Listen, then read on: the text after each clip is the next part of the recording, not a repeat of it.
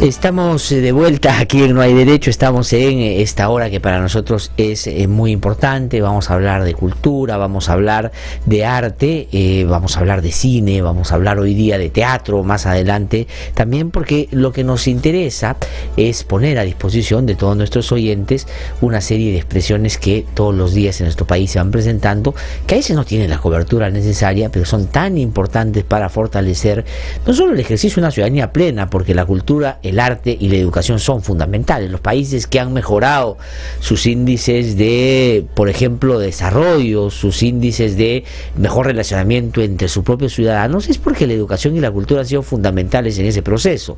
Y si nosotros no entendemos, no hacemos esfuerzo suficiente para ello, lo que vamos a tener es, lamentablemente, entre otras cosas, la penosa representación que tenemos, por ejemplo, en el Congreso. Ese tipo de gente a la que nos quejamos todo el tiempo es producto de esto también. Entonces aquí queremos siempre hacer un esfuerzo en el interés genuino, por supuesto, de mejorar eso también. Y hoy día tenemos que hablar de cine, hablar de buen cine. Saben ustedes, estuvo el otro día aquí el director del Festival de Cine que se viene desarrollando desde el 3 de agosto ya de la Pontificia Universidad Católica, y que ustedes, estoy convencido, están participando muy activamente. Yo he ido a ver algunas, no todo lo que quisiera porque estoy ahora muy complicado por estos días de reestreno, pero recomiendo que vayan. Y hoy día nos visita Cristóbal Valenzuela. Él es director de Robar a Rodán, ¿no es cierto? Él es, esta es una producción chilena, él es chileno, es parte de este festival. Esta película la van a ver ustedes mañana, que es viernes 10 a las 5 de la tarde, en la Sala Azul del Centro Cultural de la Pontificia Universidad Católica. Y yo les recomiendo que vayan. Vamos a hablar con Cristóbal un poco de qué se trata esta historia, que es una historia además muy interesante. Sucede hace algunos años en Chile, tiene que ver con un robo famoso. Roban una obra de Rodin, ¿no es cierto? Y luego Cristóbal logra identificar y ubicar a la persona que comete esto, y él da una explicación y finalmente hace esta producción y esta película. Cristóbal, qué gusto saludarte, buenos días. Buenos días y muchas gracias por la invitación. Al contrario, gracias por venir. No, vamos a entrar a hablar de un poquito tu trayectoria, si te parece, ¿no es cierto? ¿Cómo te has vinculado tú al cine, a lo visual, al audiovisual? Digamos, ¿qué otras cosas has producido antes? ¿Cómo así es que llegas a este festival? Y después entramos a hablar de esta película, ¿no es cierto? Para que nos cuentes un poquito más en detalle de qué se trata y cómo es que así finalmente decidiste hacerla, y cómo así es que decidiste contar la historia que ahí cuentas, ¿no? Cuéntanos un poquito tu trabajo. Bueno, esta es mi primera película. Ya. Antes he hecho cortometrajes. De acuerdo, o sea, tú te inicias con cortometrajes, básicamente, tu vínculo con el audiovisual. Estudié cine en Santiago. Ajá. Claro, hice hartos cortometrajes. También me estuve metido en la fotografía. Y desde el año 2011 empecé a trabajar en este proyecto. Ajá. Y lo estrené el año pasado. Entonces fueron 6 años de trabajo continuo. Y las historias que has contado, digamos, en tus cortometrajes, y habiendo decidido estudiar cine, están vinculados a determinada temática. Es decir, tú eres de las personas que se ponen una línea de desarrollo temático inclusive, y vas como buscando historias que se encaminen en eso, o tienes una creación un poco más espontánea y te van saliendo las historias así como se presentan en el camino. O sea, me interesan las miradas como alternativas. Ya. A lo normal. Ajá. En general, mi mirada siempre ha sido como buscando las rarezas de la vida. De acuerdo. Pero bueno, esta película surgió la idea porque yo estudiaba en la misma universidad, yo estudié cine. Ajá. En la misma universidad donde este personaje se robó la escultura. Que es Luis Onfray, ¿no? Luis Onfray, sí. Que Luis Onfray es, cuéntale a nuestros oyentes porque no están familiarizados con la historia, sí. Quien, digamos, el año 2000, ¿cuándo fue esto? El 2005. El 2005 roba una obra, claro, de Rodin. Bueno, el torso de Adele. El torso de Adele. Claro, los hitos de la historia son que, bueno, primero en Santiago se armó esta gran exposición de Rodin. Ajá. Una de las mayores exposiciones que ha habido en la historia de Chile, una retrospectiva de Rodin. Eran unos bronces que venían del Museo Rodin. Y de repente, un jueves, se dan cuenta que falta el torso de él, una escultura de bronce que no era tan famosa en ese momento. Ajá. Y desaparece y se arma una alarma internacional. Sin duda. Se cierra la frontera. Nunca en Chile se han robado una obra tan cara. Ajá. Como de $1 millón. Imagínese usted, o sea, un día en una exposición se roba una obra de $1 millón, ¿no es cierto? En Chile, yo no sé si acá, pero en Chile no hay bandas especializadas en robos de arte. No hay mercado de arte tampoco. Tal vez por eso. Era muy fuerte. Sí, de acuerdo, era una cosa totalmente excepcional, diferente a todo lo que podría a esas alturas haberse uno imaginado siquiera. Ya, entonces pasa esto, entonces, y genera una conmoción nacional, digamos. Conmoción, claro, completa. Al día siguiente aparece un joven en una comisaría, le dicen comisaría acá. Comisaría, sí. Y viene con la escultura en una caja de zapatos, más grande. Y dice, me encontré la escultura en un parque. Ajá. Estaba tirada debajo de unos plásticos. En un matorral. Ya. En el Parque Forestal, que es un parque que está al lado del Museo de Bellas Artes. Este va a ser el museo más importante de Chile, el Museo de Bellas Artes. Ya, el Museo de Bellas Artes es el más importante, se roban esta obra. Claro. Entonces una persona, un joven, llega y le entrega a una comisaría y dice, lo acabo de encontrar ahí tirado entre plásticos, cerca además del museo. A 100 metros del museo. Ya. Entonces este personaje se convierte en un héroe. Se encontró, no sé qué. Y después la gente se convierte en un héroe, o sea, digamos, en el sentido de que todo el mundo valora cómo lo encontró y además lo devolvió y todo. Y después los detectives y la policía empieza a cuestionarse cómo una banda se puede robar una escultura y después devolverla o dejarla tirada. No tiene sentido, o sea. Y es que, no sé, y la gente se imaginaba un robo espectacular con esta gente como bajando por cordeles y vestidos de negro. Hay como un imaginario de bandas de robo. Como de Misión Imposible. Claro, o sea, la película, claro, Misión Imposible, entonces se trepó por el techo y bajó con una cuerda vestido de negro, entonces uno se imagina que ha sido así, y resulta que fue... Sí. Y después, esa noche, después de que entregó la escultura, lo interrogan a este joven, lo interrogan varias horas, se empieza a contradecir y finalmente él confiesa, yo me robé la escultura. Ya. De una forma muy simple. Está en una inauguración de otra muestra. Ahí mismo, digamos, cerca de esta exposición, claro. Y se metió a la exposición. Se metió a la otra de Rodin, que era ya de noche, se metió la escultura en la mochila y salió por la puerta. Bueno, al día siguiente se inicia el juicio contra este joven. Y hay una expectativa gigante en Chile de este tipo, que tenía 20 años, 21 años. Ahora, Cristóbal, solamente para que nos están siguiendo en la televisión o nos están siguiendo a través de las redes, ahí tú ves en la pantalla, si la ves, ahí está, digamos, todo lo que la prensa decía en torno a el robo de esta escultura, ¿no es cierto? Claro, bueno, ahí en relación a lo que sale ahí, en el juicio, este joven dice... Y me la robé, pero esto fue un proyecto de arte sobre la ausencia.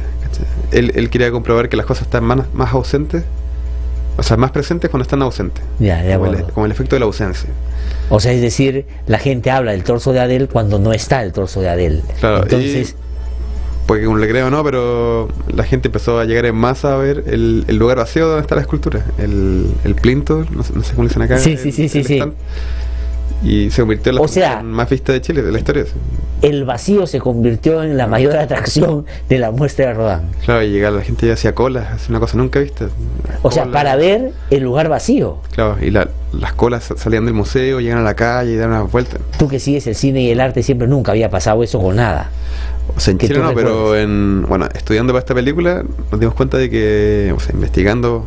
Porque nosotros grabamos en Chile y Francia. Ya. Porque como Rodin es de Francia, sin duda, una relación con el Museo Rodin. Bueno, ahí dicen que la Mona Lisa se la robaron en el año 1911. Bueno. Sí. Estuvo desaparecida tres años. Y después la devolvió un personaje italiano que hacía Marco. Que él dijo que se la robó por un tema de justicia histórica, porque según él la Gioconda se le había robado Napoleón. Y ahí se dio el mismo fenómeno, que la gente iba a ver el lugar vacío de la Mona Lisa. Hace 3 años que estuvo desaparecido, se armaron mucha prensa y la gente empezó a asistir veía el espacio vacío que dejó la Gioconda. Era como un espacio en el museo. Pero en ese tiempo pero en Chile no había pasado nunca, y pasó con esto. Pero la Gioconda nunca era un cuadro más del Louvre, del Museo del Louvre. Y se hizo famosa. Y una vez que volvió se convirtió en una obra universal. Universal y muy costosa. El robo la convirtió en... Entonces, ahora pasa eso en Chile, se hacen las colas para ver el vacío. Entonces él explica que él se la robó porque su razonamiento le decía a él, su sentido común, que las obras son mejor recordadas cuando no están. Claro, las obras y todo en sí, como que... Ya, de acuerdo, era su naturaleza, la ausencia, claro, sobre la personas, ausencia. ¿Y cómo reacciona la justicia frente a un argumento de esa naturaleza? Bueno, él se robó la escultura el mismo día que cambió el sistema judicial en Chile. Ya, porque implementaron un nuevo código penal, ¿no? Claro, que se llamó la Reforma Procesal Penal. De acuerdo. Y solo gracias a eso se le pudieron dar como penas alternativas. Entonces, en vez de ir a la cárcel, terminó yendo como a trabajar a la biblioteca de la cárcel. Ajá. Y claro, pero si se hubiera robado la escultura un día antes, lo más posible es que hubiera terminado preso. 10 años de cárcel. De acuerdo. Y entonces él se llama Luis Emilio Onfray Fares. Bueno, en la película nos metemos en toda su biografía. De acuerdo. Y tú, pero hay un dato que tú lo mencionaste al comienzo, Cristóbal, pero que es interesante, y es que tú lo conocías a él. ¿Por qué? Porque estudiaron juntos en el mismo... O sea, no, yo estudié en la misma universidad, pero nunca lo conocí. O sea, no lo conociste personalmente, pero tuviste la posibilidad por referencia de llegar a que había estudiado ahí. Claro. Y bueno, el caso fue muy cercano porque mi universidad, que era como de extrema izquierda, ajá, siempre había alumnos implicados en actos así como de... O sea, era muy usual que la gente estuviera metido en problemas por protestas y cosas de esa naturaleza. De acuerdo. Pero esto era interesante porque era como una especie de atentado terrorista artístico. Ya, de acuerdo. Atentado cultural. Sí, eso es lo que es interesante. Y a mí que me obsesionaba el arte contemporáneo. Y entonces tú decides buscar a Onfray, o sea, lo buscas y lo ubicas. Sí, lo ubico, claro. Sí, la película es el testimonio. De acuerdo, es el testimonio. ¿Y se te hace complicado convencerlo de lo que tú querías hacer? ¿O él se anima muy rápidamente y dice, bueno, si me la vas a dejar, te cuento toda la historia? Es que yo creo que él nunca lo habían valorado como artista en su vida. Ya. Porque él después de este robo se cambió de nombre y desapareció. No es un artista conocido en Chile. Nadie lo conoce. Ya. Entonces yo creo que por primera vez él veía que alguien lo podía como tomar en cuenta como artista. Ajá. Porque la película se interesa como en el lado artístico también. La película se hace la pregunta de por qué no puede ser una obra de arte esta acción. No sé. Ajá. Hay muchas preguntas escondidas en la película. Bueno, entonces él dijo que sí al tiro. Ya, y entonces empezó a contarte un poco todo y empezó a tomar la película. Versión, que no él es Emilio Fabres. Claro, él partió llamándose... Su nombre es Luis Onfray. Ajá. Y se cambió. Pero después del robo se cambió su nombre del primer nombre al segundo nombre, del primer apellido al segundo apellido. De acuerdo. O sea, él se llamaba eso también, pero sí, no solo eso. Y él, ¿y por qué se cambia? ¿Cuál es el argumento para cambiarse el nombre? Porque hay un señalamiento de la sociedad que él no digamos. O sea, él dice en la película que lo hizo por un tema con su padre, porque su padre lo abandonó. Entonces esto era como un tributo a su madre. De acuerdo. Y de hecho la película se hace una relación entre la ausencia con la ausencia de su padre. Entonces él dice eso, pero mucha gente en verdad dice que se cambió el nombre para que no lo reconocieran por el robo que hizo. Que es lo más probable, ¿no? Porque digamos el cambio de nombre fue después de este hecho, no fue antes. Claro, después de eso, porque él si quería cambiarse el nombre porque no está de acuerdo con su padre, podía haberlo hecho antes, poco antes, ¿no es cierto? Claro. Y entonces él te cuenta la historia, y esta es la película que tú has hecho. Sí, o sea, la historia se cuenta de él, de los detectives, de los círculos de artistas, de policía, de los jueces, de la gente del museo. O sea, reconstruyes toda la historia en torno al robo de la obra de Rodin, ¿no es cierto? El torso de Adele. Y la parte que se hace en Francia, ¿cuál es? Básicamente referencial. Bueno, nuestra idea era porque la película tiene varias capas.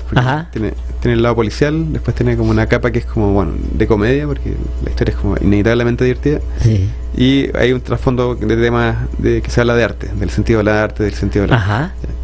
Entonces, dentro de esto nos interesaba hablar de Rodin como artista. Y también Rodin en su tiempo también fue muy rechazado, y no fue aceptado primeramente. Y queríamos meter la figura de Rodin en la película y viajamos, nuestra intención era viajar al Museo Rodin, que queda en Francia, en París, y tener la participación de ellos.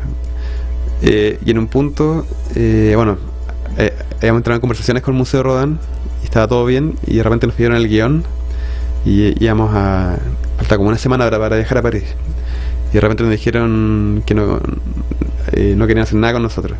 ¿Por qué? ¿Por el guión? Claro, ¿Qué del guión no les gustó? No sé si yo creo que ya con el puro nombre se espantaron un poco, como se llama, robar a Rodin.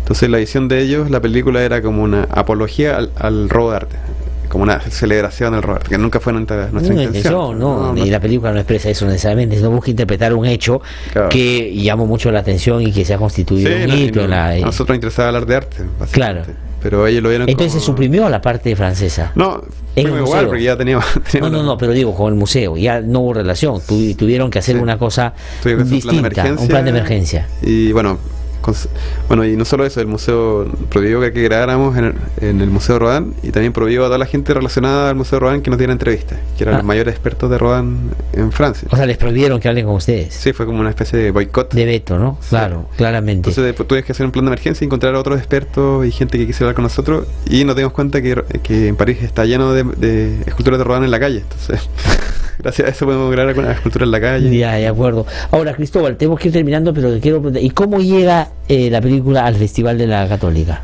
Bueno, la película se estrenó en Chile el noviembre del año pasado. ¿Qué tal le fue, bien, sí. Bien, tuvo harta buena respuesta del público, y ha estado desde entonces circulando por festivales alrededor del mundo, y hemos estado en los principales festivales latinoamericanos, y este festival de Lima está entre esa categoría. Es un festival importante, sí, claro. Un festival grande e importante. Para nosotros es un honor estar acá.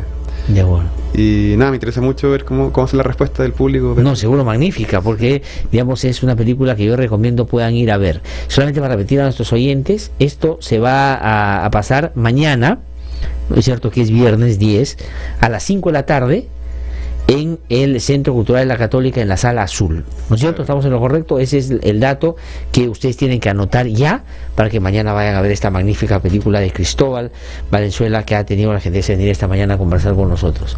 Muchas gracias, Cristóbal. Muchas gracias a ti. Y que te vaya muy bien. Aquí también te va a ir bien como en Chile, seguramente. Esperemos. Sin duda, porque la historia que nos ha contado es realmente interesante. Yo voy a hacer todo lo posible para ir de todas maneras a verla. Sí, claro, de todas maneras. Muchísimas gracias. Gracias. Que te vaya muy bien. Cristóbal Valenzuela ha conversado con nosotros, el director de esta película Robada Rodán, que yo recomiendo vayan a ver mañana, es a las 5 de la tarde, en el Centro Cultural de la Católica, en la Sala Azul.